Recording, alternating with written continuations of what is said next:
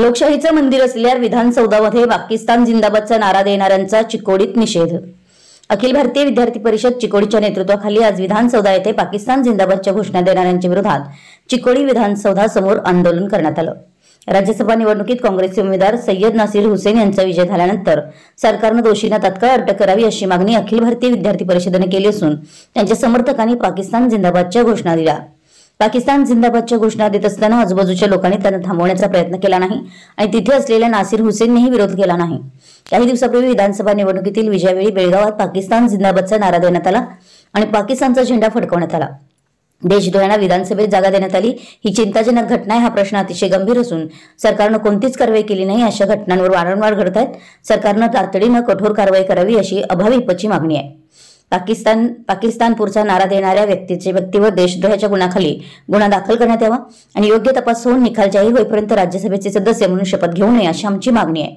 सरकारने दोषींना तात्काळ अटक करून तुरुंगात पाठवावं अन्यथा राज्यभर तीव्र आंदोलन छेडण्यात येईल असंही ते म्हणाले। कर्नाटकात काँग्रेसचे सरकार आल्यापासून पाकिस्तान जिंदाबादचा नारा अधिक ऐकू येतोय। त्यामुळे या सरकारने अशा देशद्रोह्यांना पाठीशी न घालता अशा देशद्रोह्यांवर कडक कारवाई करावी।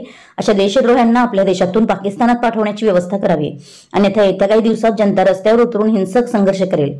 कर्नाटकच्या जनतेच्या हमीचं या सरकारकडून भंग होईल।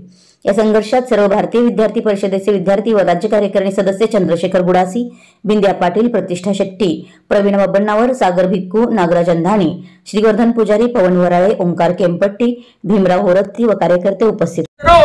ಸರ್ಕಾರ ಯಾವುದೇ ಕ್ರಮ ಕೈಗೊಳ್ಳುತ್ತಿಲ್ಲ ಇರುವುದಕ್ಕೆ ಪದೇ ಪದೇ ಘಟನೆಗಳು ನಡೆಯುತ್ತಿವೆ। ಸರ್ಕಾರ ಕೂಡಲೇ ಕಠಿಣ ಕ್ರಮ ಕೈಗೊಳ್ಳಬೇಕೆಂದು ಎಬಿಪಿ ಒತ್ತಾಯಿಸುತ್ತದೆ। ಪಾಕಿಸ್ತಾನ ಪರ ಘೋಷಣೆ ಕೂಗಿದ ವ್ಯಕ್ತಿಯ ಮೇಲೆ ದೇಶದ್ರೋಹದ ಅಪರಾಧದ ಅಡಿಯಲ್ಲಿ ಪ್ರಕರಣ ದಾಖಲಿಸಬೇಕು ಮತ್ತು ಈ ಪ್ರಕರಣಕ್ಕೆ ಪ್ರಮಾಣ ವಚನವನ್ನು ನೀಡಬಾರದು ಎಂದು ಅಖಿಲ ಭಾರತೀಯ ವಿದ್ಯಾರ್ಥಿ ಪರಿಷತ್ ಆಗ್ರಹಿಸುತ್ತದೆ। ಸರ್ಕಾರ ಕೂಡಲೇ ತಪ್ಪಿತಸ್ಥರನ್ನು ಬಂಧಿಸಿ ಜೈಲಿಗೆ ಕಳುಹಿಸಬೇಕು, ಇಲ್ಲವಾದರೆ ರಾಜ್ಯಾದ್ಯಂತ ತೀವ್ರವಾದ ಪ್ರತಿಭಟನೆಯನ್ನು ಮಾಡುತ್ತೇವೆಂದು ಅಖಿಲ ಭಾರತೀಯ ವಿದ್ಯಾರ್ಥಿ ಪರಿಷತ್ ಈ ಮೂಲಕ ಸರ್ಕಾರಕ್ಕೆ ಎಚ್ಚರಿಸಿದೆ।